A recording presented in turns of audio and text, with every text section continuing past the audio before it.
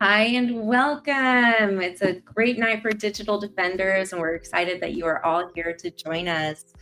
Keep letting us know in the comments where you're joining us from. And we're really excited to get into a very big and heavy conversation tonight because we've seen some really big political changes in just the last few weeks.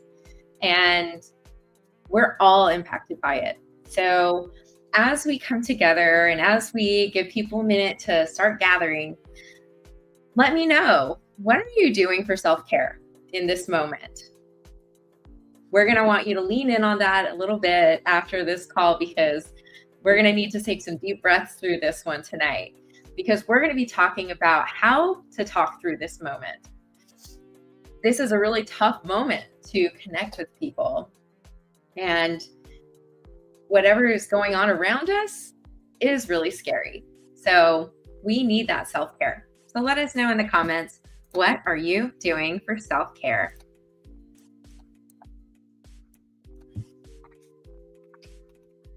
Keep an eye on the comments too as we go.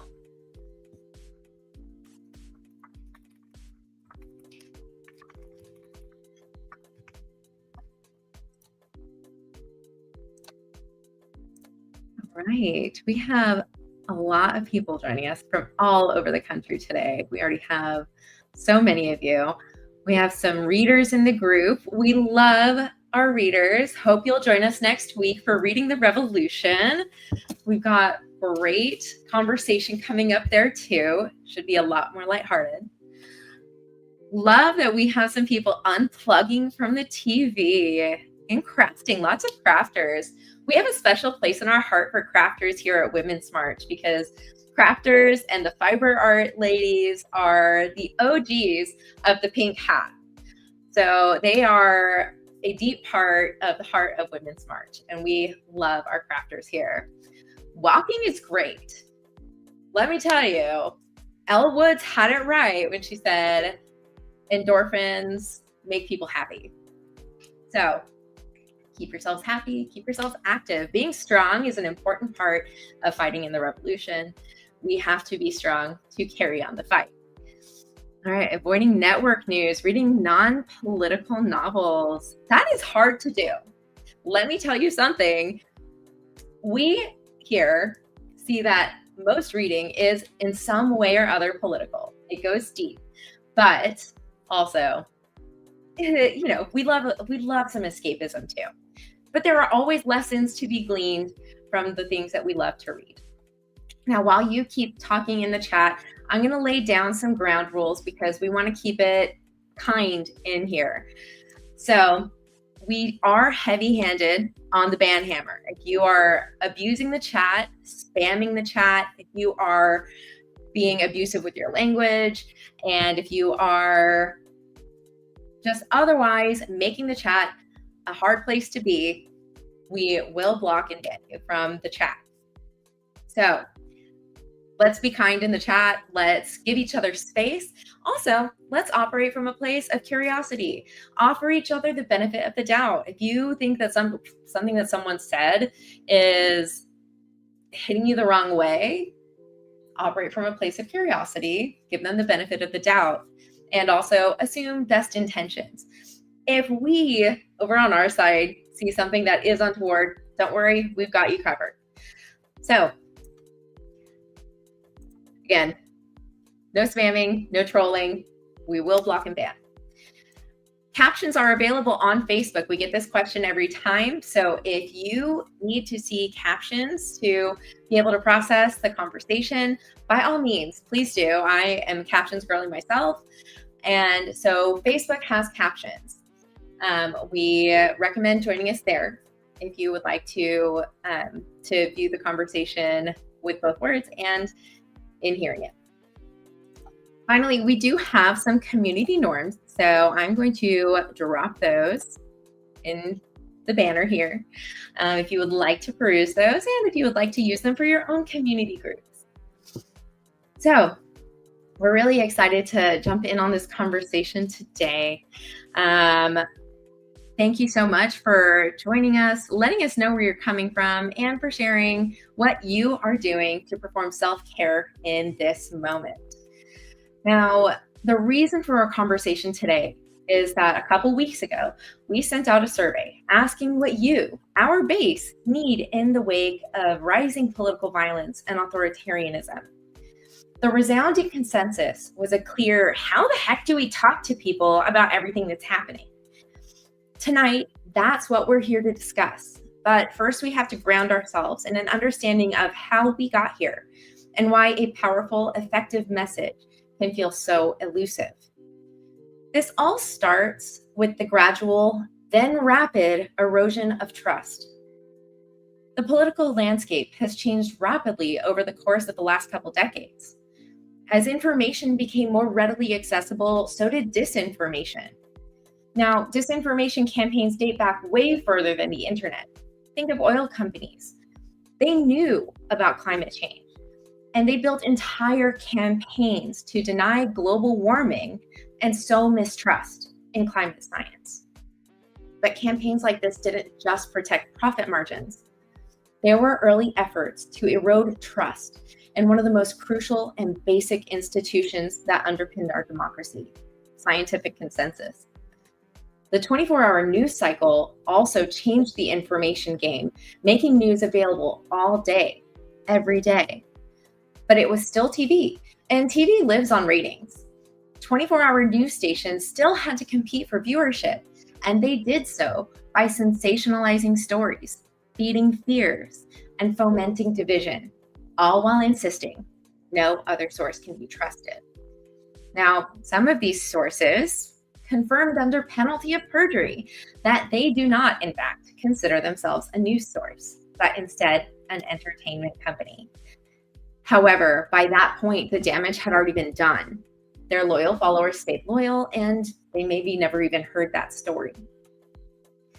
Meanwhile, changing demands on journalists to share both sides of a story, regardless of veracity, served to platform opinions and opposition, putting them on the same level as evidence-based and researched facts. To be clear, this isn't an indictment of journalists. They face an impossible choice of being accused of either bias or of incomplete reporting. Either way, the demands on them put their integrity in question, and that's by design.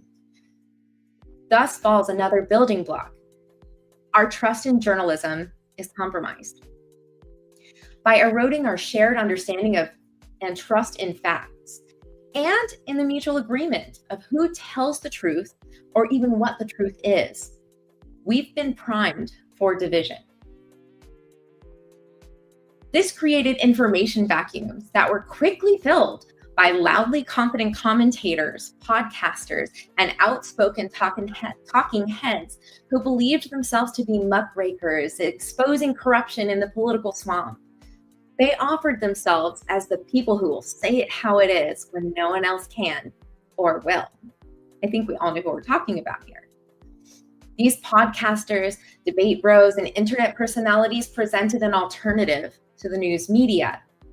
They presented themselves as voices you could trust because they were like you.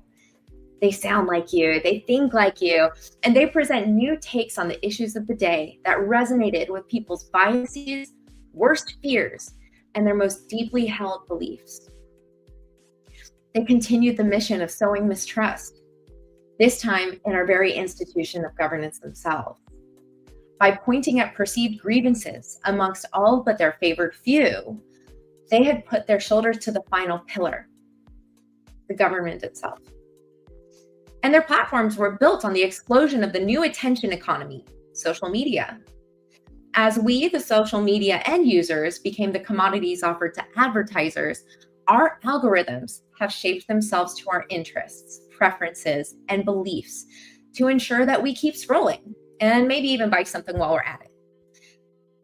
I know that, I'm a real sucker for something I've just scrolled past and keep seeing. We are specifically fed content that resonates with us to keep the dopamine hits coming. But this has also created an echo chamber effect. One thing many of us may have learned in the last couple weeks is that we are operating on entirely different sets of facts because we may only see one perspective of a story rather than the full story. We may not have seen the full context of a quote because we saw what fits our perspectives. Not that context makes it any better every time, in all fairness. But what others may have seen is also starkly different. Many are seeing the perspectives that we've always seen for the first time. To a high degree, we may be living in entirely different realities because we are served entirely different sets of information, content, and interpretations. Now, it gets tricky here because our algorithms work both ways at times. Social media algorithms prioritize content that riles us up and activates us because when we're activated, we're likelier to engage. How many times have you commented on a post that left you pissed off just to get into a comment fight with a random stranger? I've tried so hard to stop doing this, and it's really hard to stop. Many of us react accordingly when we see comments and content that outrage us. I remember during the 2020 election cycle, a cousin of mine left a pretty messed up comment about immigration, knowing that my dad is an immigrant and my brother had been deported. My friends dogpiled on her in the comments, and ultimately I ended up blocking her and her dad, who came to her defense. I wrote them off as hateful and anti-immigrant, knowing they were both happy to make money on immigrant labor.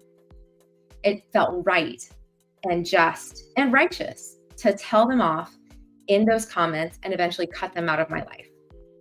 We had so little in common after all. But in retrospect, I wonder if this and interactions like it only serve to push us further into our silos. Authoritarianism and fascism depend on our divisions and mistrust in facts. To quote Timothy Snyder's work on tyranny, you submit to tyranny when you renounce the difference between what you want to hear and what is actually the case. When you can't believe anything you hear, it's easy to fall into trusting the loudest voice that's risen above the noise of complexity, shouting the most memorable slogans with the simplest solutions. Another quote, post-truth is pre-fascism.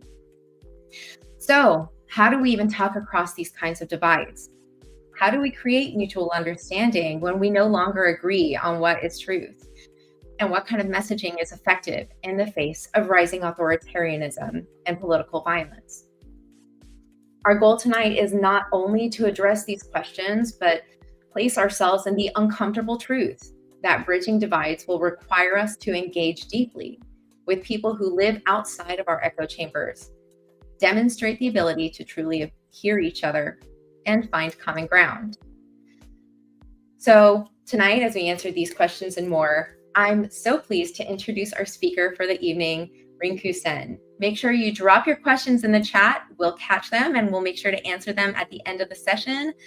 Thanks for joining us, Rinku. Thank you for inviting me. It's so thrilling to be here.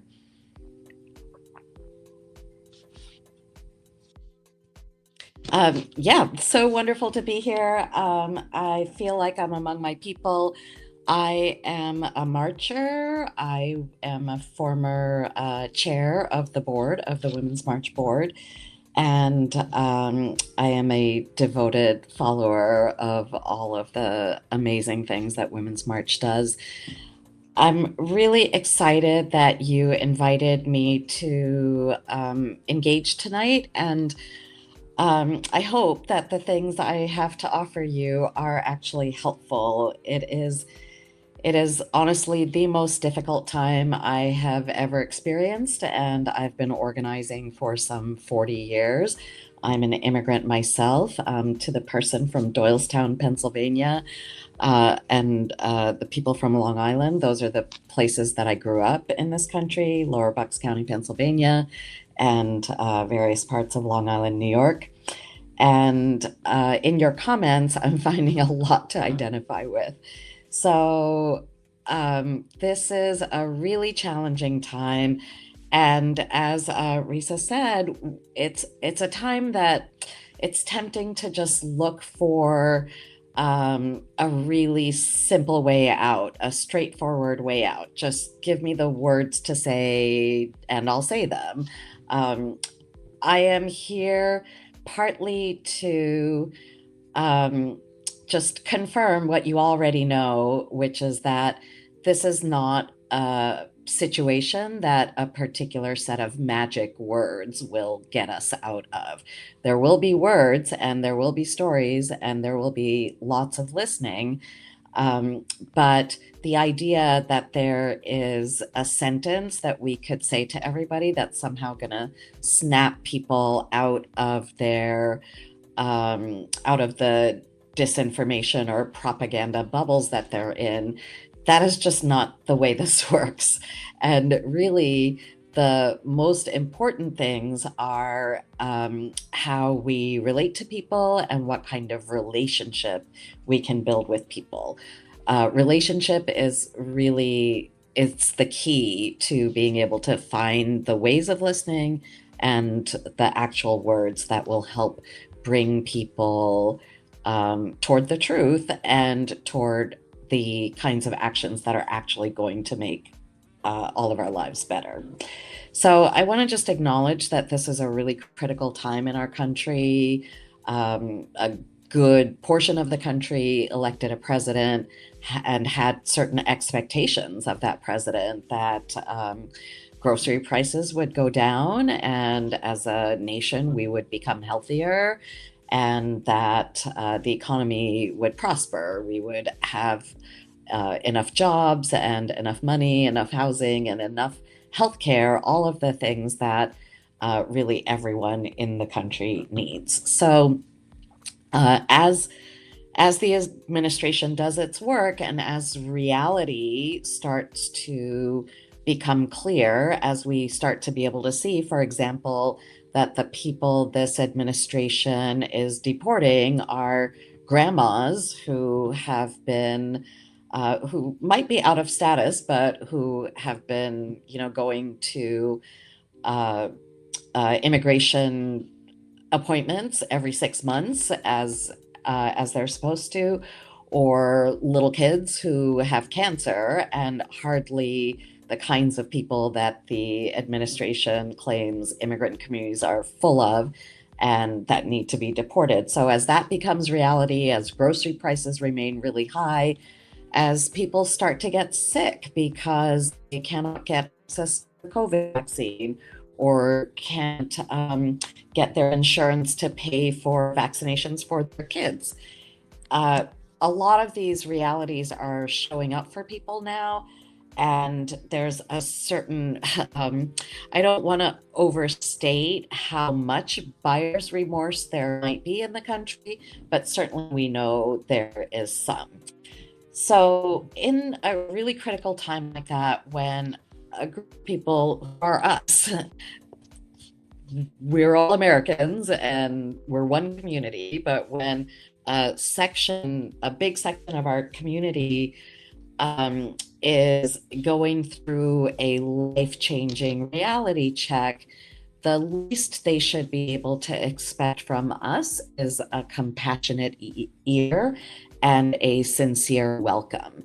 So, in the guidance that I give you today, which I've developed after a lot of trial and error and a lot of studying and a lot of talking to many people who work at persuasion and recruitment, I hope that the principles that I share with you will actually help you make decisions about how to relate to people in ways that start to welcome them into more productive and more factual and more community building situations. So I'm going to start with 3 things not to do, and then I'm going to give you 3 or 4 things to do, and then I'd love to hear your questions and comments.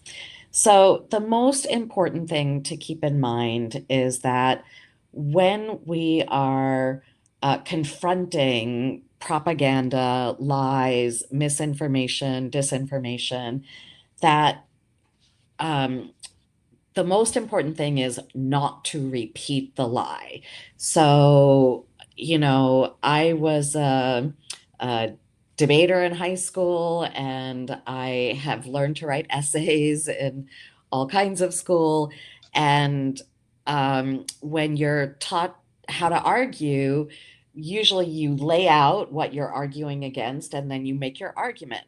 But when we are dealing with propaganda and disinformation, that process does not work. So I want you to be really careful not to repeat the lies, even when, um, by even if you're trying to refute the lie, argue against the lie. So arguing against the lie is a trap because it has us all the time repeating the lie, and the less we can say the words that comprise the propaganda, the better off everybody's going to be. So I want you to think not about myth busting, because we have lots of data now that shows us that myth busting doesn't work. For one reason, for one thing, in order to bust the myth, you often have to say the myth, so you're repeating the lie. But there is a more human reason that we can all relate to for not myth busting, not fact checking. When someone tells you, oh, there's a conspiracy over vaccines, not to just dump three pieces of data on them and say, hey, here's your fact check. So, the human reason that we don't do that is that people do not like to feel like they are dumb.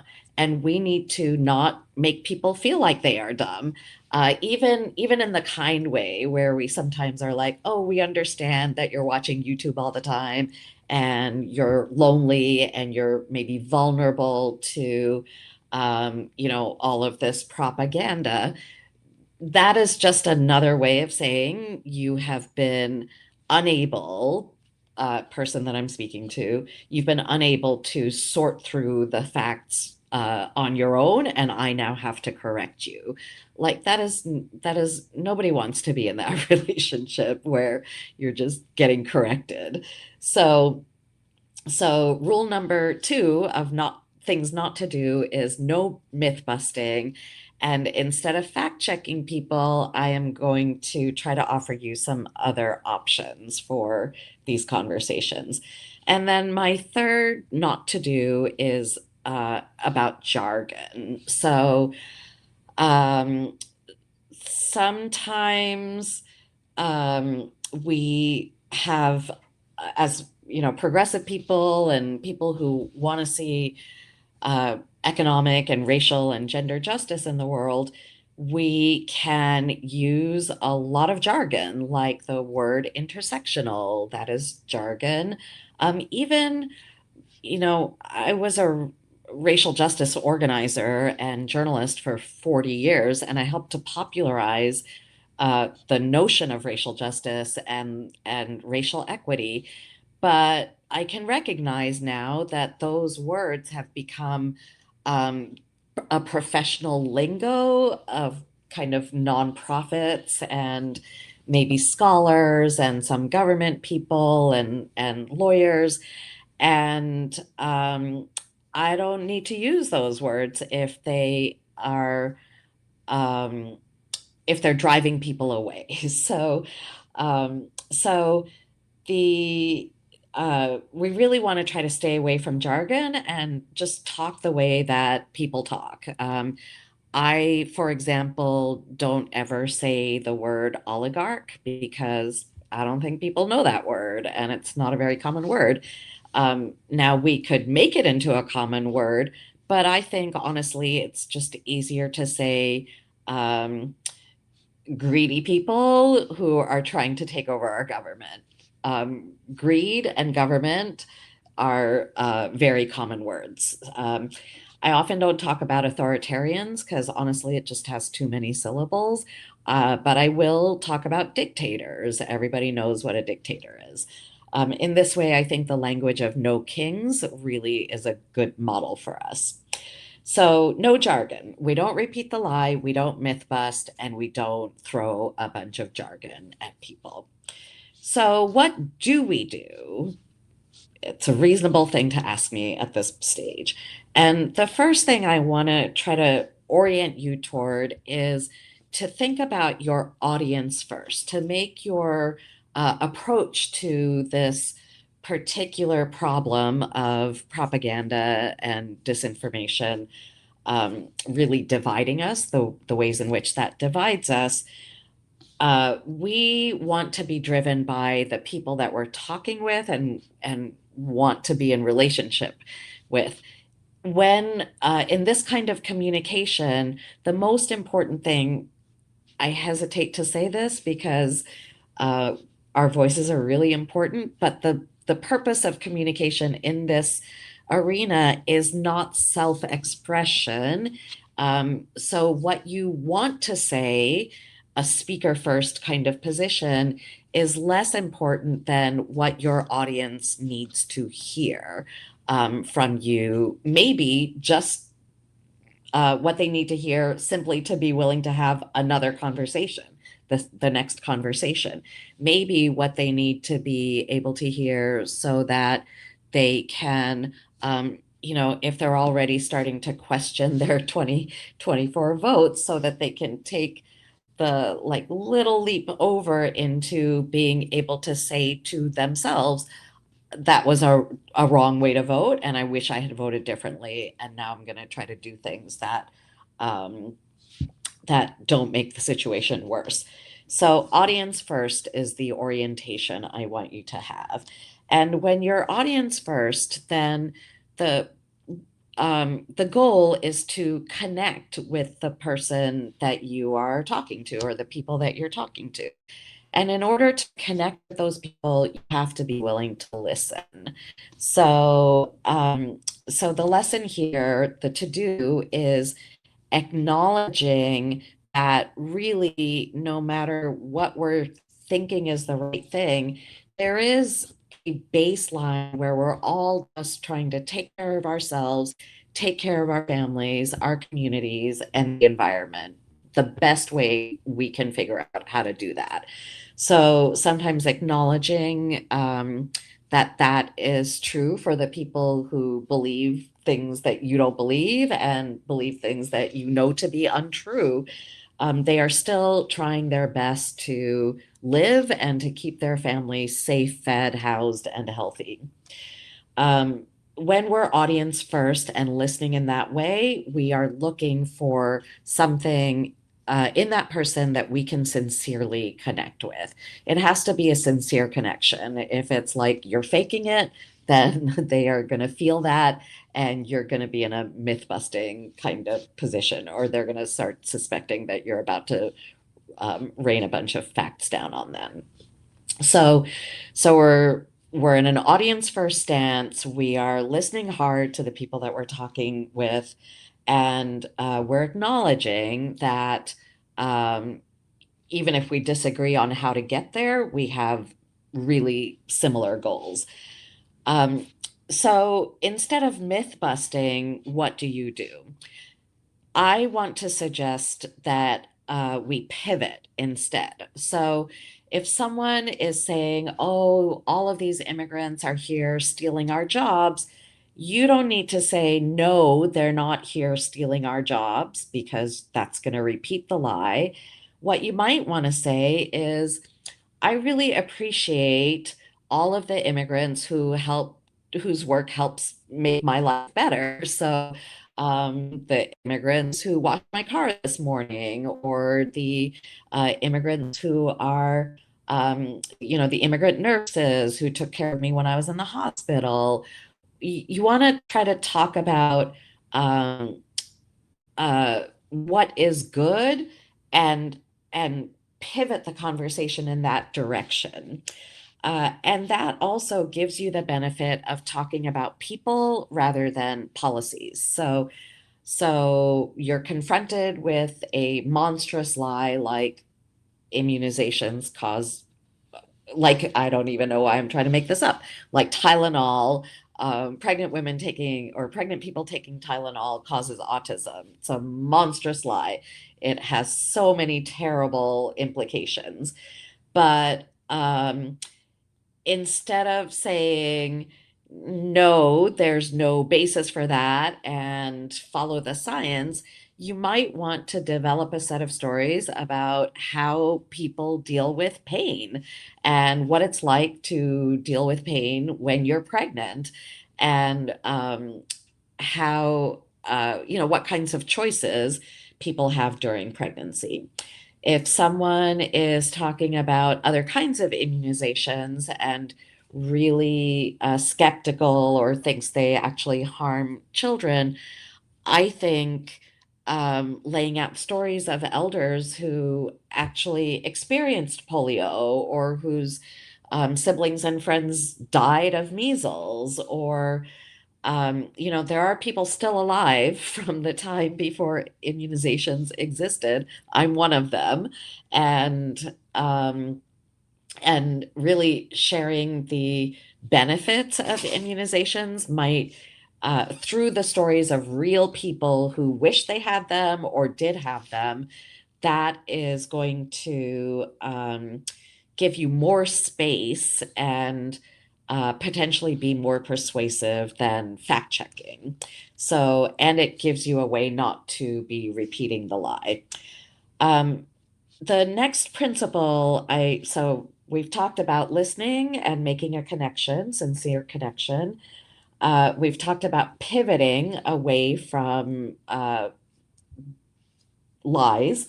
And the next principle I want to share with you is to, in our communication, think less fear, more action. Less fear, more action. We have a lot of data now that shows the ways in which raising awareness actually depresses action. So if you think about, in a, say, um, a 100-word letter to the editor, a 150-word letter to the editor. Many of us, our first instinct is to spend 100 of those words on the problem. Here is the problem, and here are the people behind the problem, causing the problem. And then we might spend like 20 or 30 words on what the solution is. And then we might spend some tiny number of words, 10 or so, on some kind of call to action.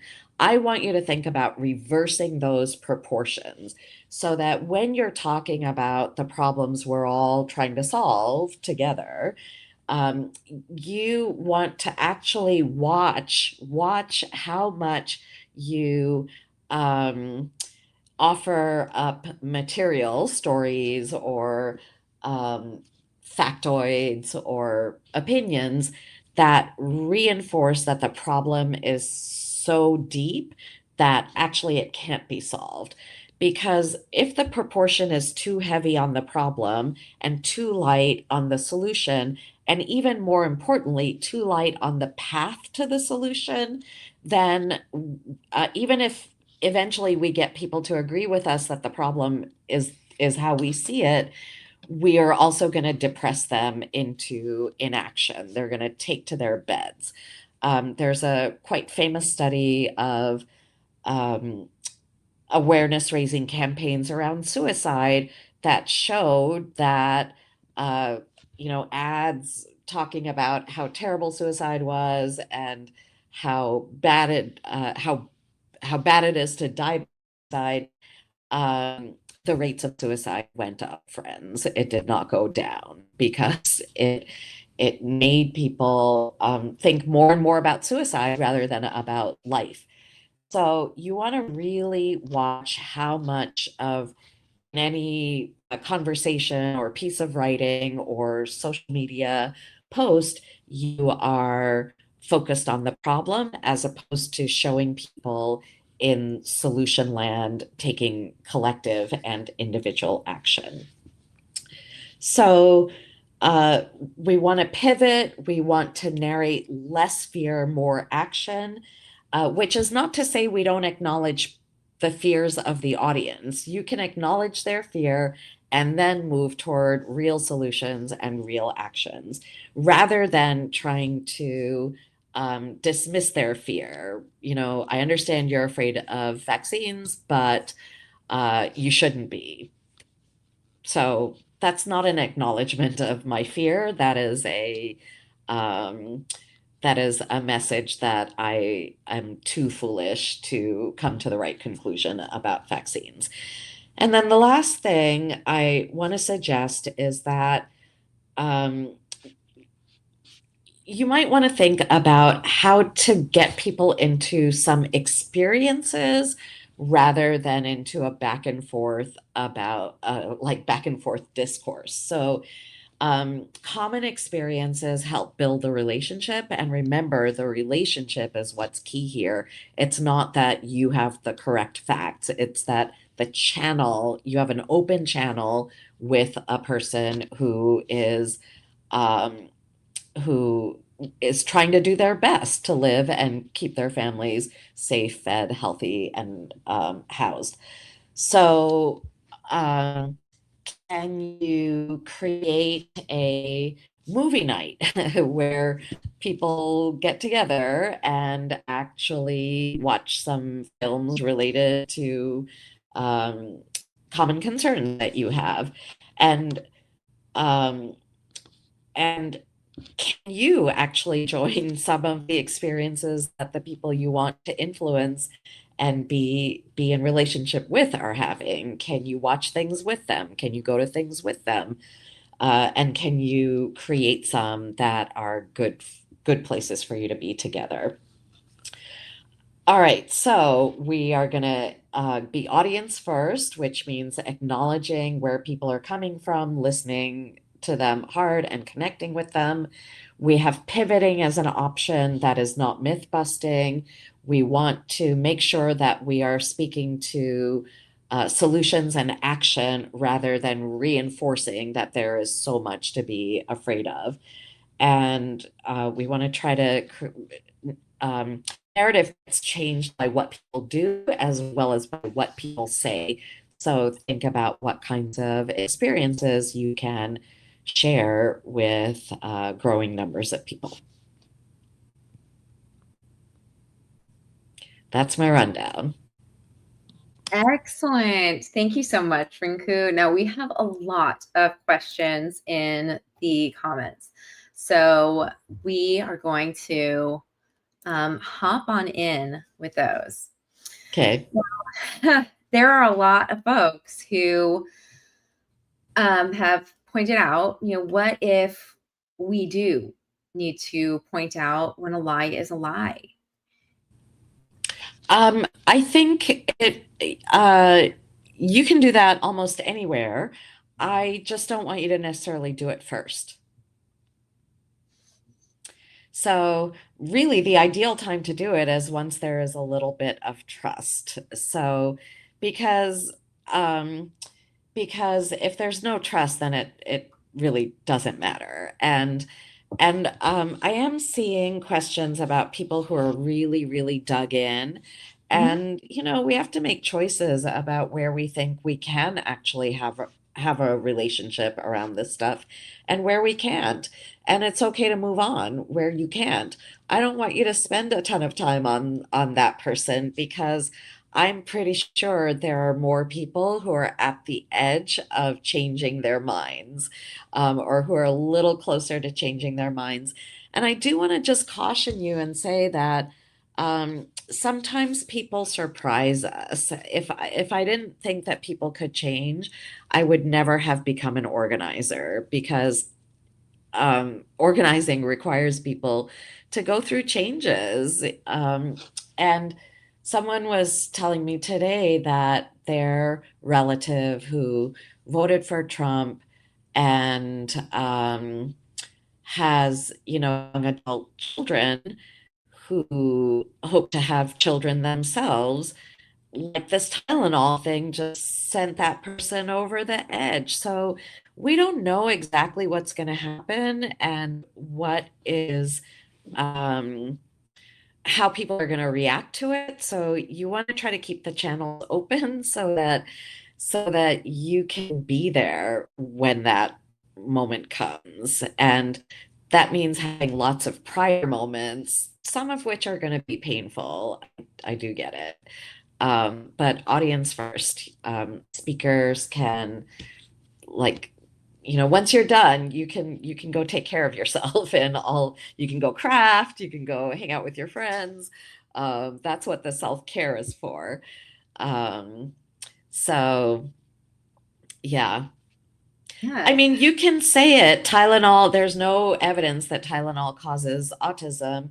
You can say follow the science, but just remember um, that it it depends on what your goal is. If your goal is to keep a channel open, then maybe you say it, but you're not like double down on it. You're not going to harangue the person over it, you know?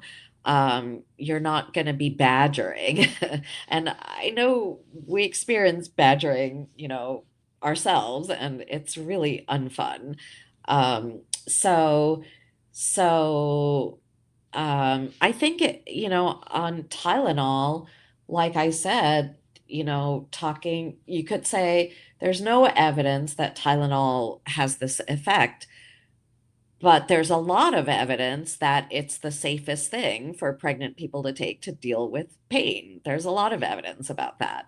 But then I would rather have you tell stories of pregnancy and pain and Tylenol relief and good outcomes than throw a piece of data at the person, because the stories will simply work better. Even if they're throwing fake data at you, you can still respond with stories. You don't have to like match that energy because data isn't actually persuasive. As we can see, even on us, people are telling us data, we're not persuaded. We have we know what we know, um, and so do they. That's all I'm saying. Yeah. Now, to that effect, how has your experience been with, instead of coming back with facts, asking questions and leading inquiry and, nudging curiosity? What's that experience been like? And do you have any recommendations in that vein? Yeah, it's a really important um, set of tools, questions are. And I think the things to keep in mind are you asking the question sincerely, or is the question a trap for the other person? So I mean, unless you're like on a stage debating somebody and it's a professional situation, there it's maybe okay to lay a trap. But in regular conversation and like life discourse, um, uh, again, we want to avoid making people feel humiliated, and um, and we want to, if anyone is observing these conversations, like kids or other family members or community members, you don't want them to observe you humiliating a loved one or another community member and so on. So, but if you ask a person, why do you think that happens? Why does that upset you? Help me understand something, like make sure they're sincere questions. And if you ask them, sometimes people will talk their way to a different position. I remember a conversation one time with this a white woman who um, said, I don't understand. We were standing in line to see a movie, and we just struck up conversation. And she said, I don't understand why Black people have to be like a group all the time and why they can't just be individual people. And and I didn't say anything. And then she said, well, I do get that they're treated as a group all the time and not as individual people. And so then you'd react as a group. So it's like she said the thing, I didn't react, but I stayed present. And then she said the opposite of the thing. She answered in fact her own question. So questions are very powerful. Now, we also have some kind of questions that kind of dovetail. Um, is it worth engaging with people who believe a false narrative? And if so, what strategies do you recommend? Yeah, it is worth engaging. Yes, it is definitely worth engaging because you don't want to leave a vacuum. Like, I think after the 2016 election, there was a huge moral outrage against Trump voters, Green Party voters, non voters. And there was a fair amount of, there was like a great unfriending. And I understand emotionally why that felt right and morally why it felt right.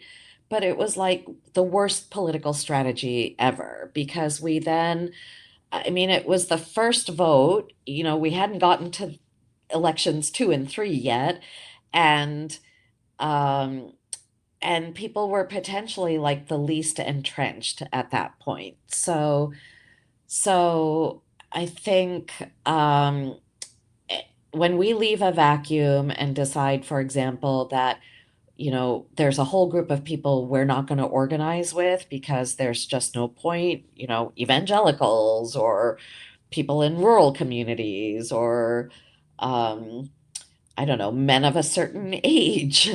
Um, someone else is going to step into that relationship space, conversation space, and political space, organizing space.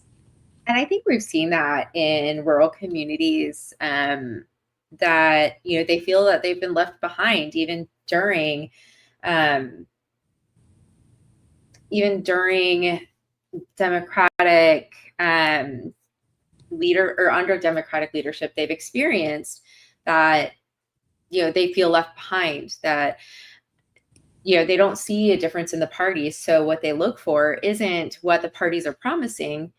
They're looking for something that they can relate to. Mm-hmm. They're just looking for someone who speaks their language. Mm-hmm. And so those power vacuums and those connection vacuums really do come into play there. Yeah.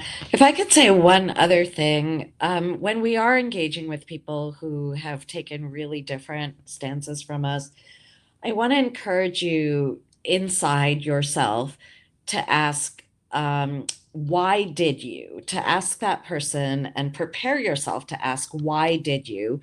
Instead of how could you? How could you is an accusation, right? How could you vote for this person? How could you support this policy? How could you? And why did you is a better question if you want to actually understand what drove that person. And there is a hardcore far right in this country.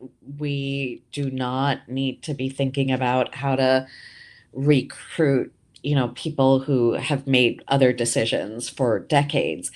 But people who are curious about that, we should be trying to get them.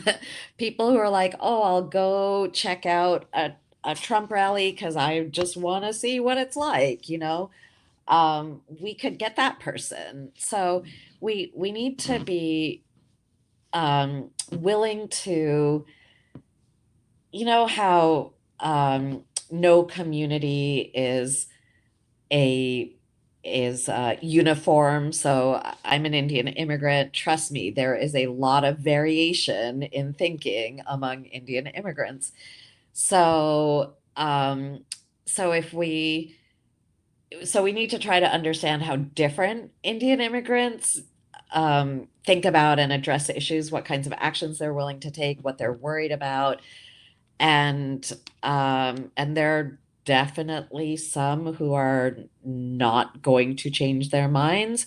You can usually tell if they cannot match your tone. So if you're like trying to keep a channel open and they're closing it, that's a sign that you could move on.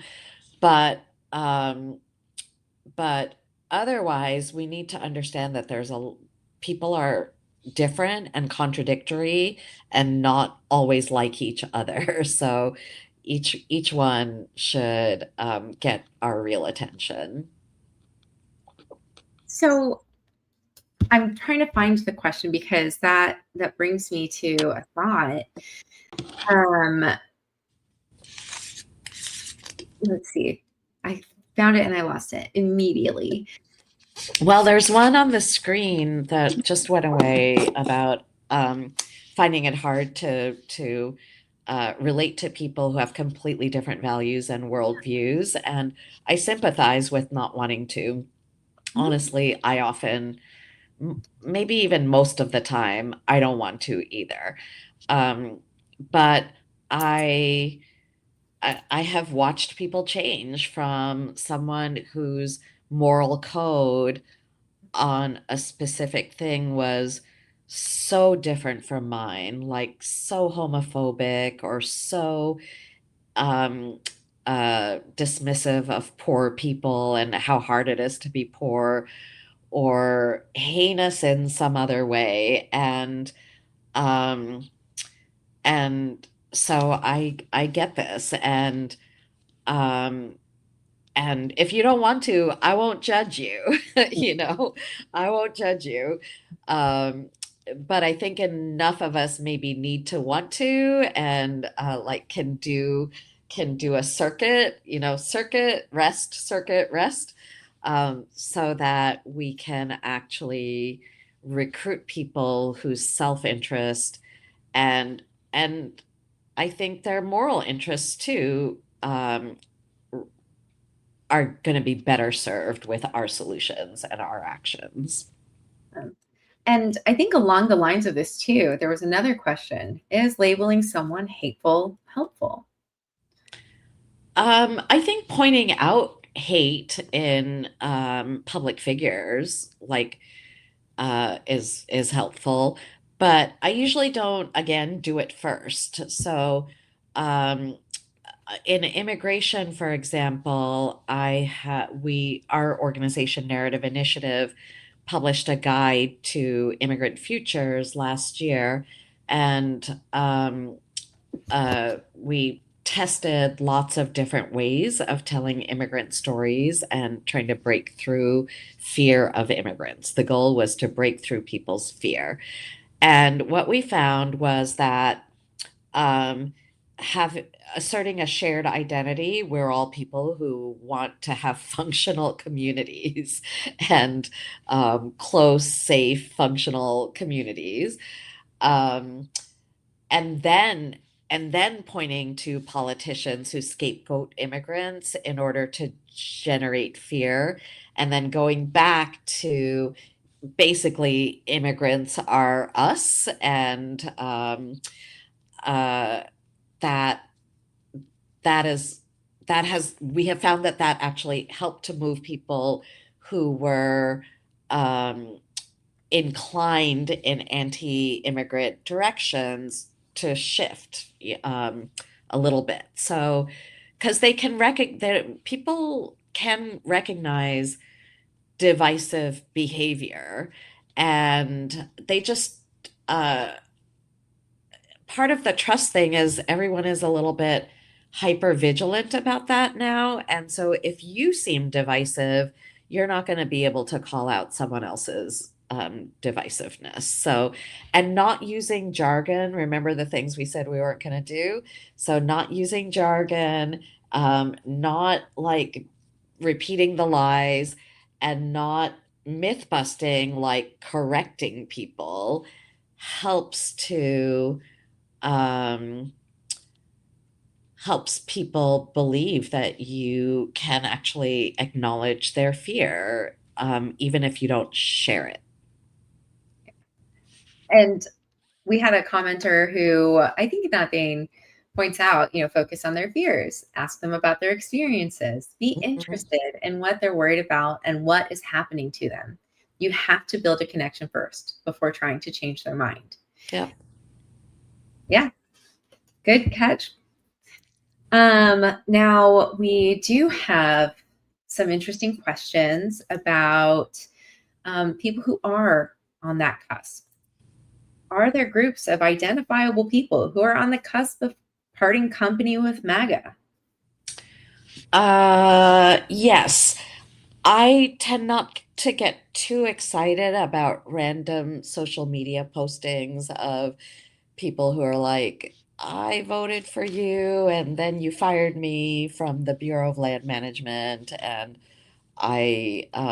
or you deported my wife, and I'd like you to bring her back.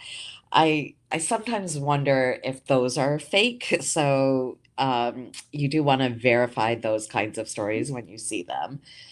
However, there is clearly a set of people who are like, this is not turning out the way I was promised it was going to turn out.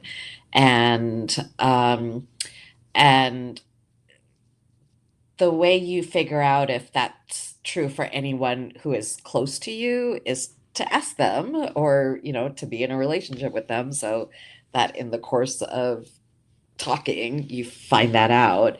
Um, there's a group called Leaving MAGA that has a website.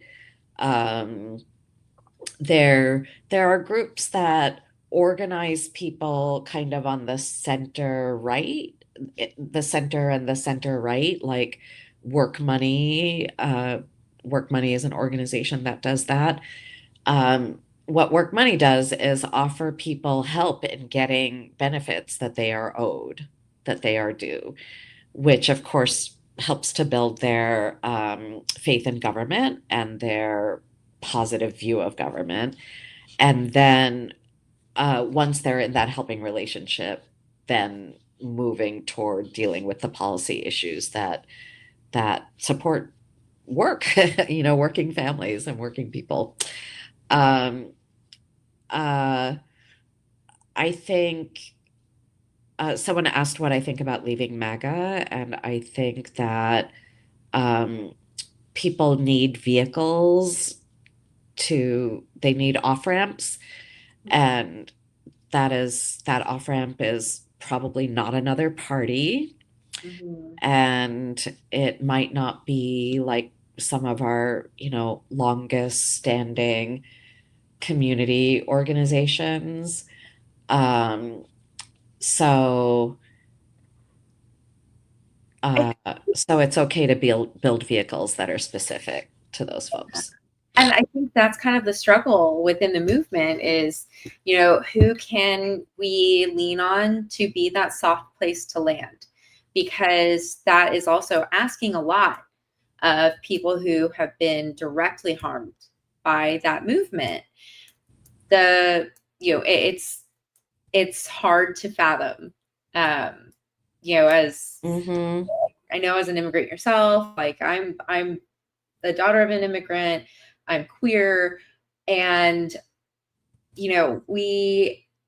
there's so much that has been put on us by the movement that it's really hard. It's a really hard ask to ask us to be that soft place to land. And also that needs to exist. Mm-hmm. And Yeah. so sometimes, conversation itself is that soft place to land, just knowing that somebody can listen and Yeah. that somebody is willing to have that conversation with you and sincerely listen and at least try to find that common ground. Now, I think to lead us out, I wanted to go to this question. How do we start a conversation? Hey, I noticed that you had this bumper sticker on your car, and I was curious about what it means. That's like maybe for a stranger or your neighbor whose bumper sticker you see all the time. Or um, uh, I mean, I think it depends on the context. So, how are you feeling about? That's not a bad way to start. I'm curious how you're feeling about X. Um, oh, we watched a thing happen. How did that land in your world? Yeah, those are great. So, as a quick flash review, we are not repeating the lies. We are not myth busting. We are avoiding jargon. We are orienting our message to the audience first. We're listening to find sincere connection. Instead of myth busting, we are pivoting to what's good. We're focusing on people over policies. And we're focusing on less fear, more action. And we are trying to make new common experiences and do things with each other. Because at the end of the day, human connection is so important. We love the book on tyranny, really the pamphlet on tyranny in our team. And there is a lot in there to be gleaned from, the idea of interpersonal connection. And really what the whole point of tonight is that there is no one message. It's that people feel the need to be heard. That's what we all want deep down, is to feel heard by each other and by others, because to be seen is to be loved. So we actually have to do the work to see each other, find that common ground, and then see where we can shift that ground. So thank you everyone for coming out tonight. Thank you, Rinku, for such robust information, and all the references that we've made tonight will be sent out in an email the next day. I will also have some other reference guides and some other tools that you can take advantage of as we navigate this really scary moment, because we want to take action. We want to utilize our skills, our communities, and do. So Right. thank you all. Keep it moving. Keep it moving. So thank you again, everyone. Have a great evening. We'll see you next time.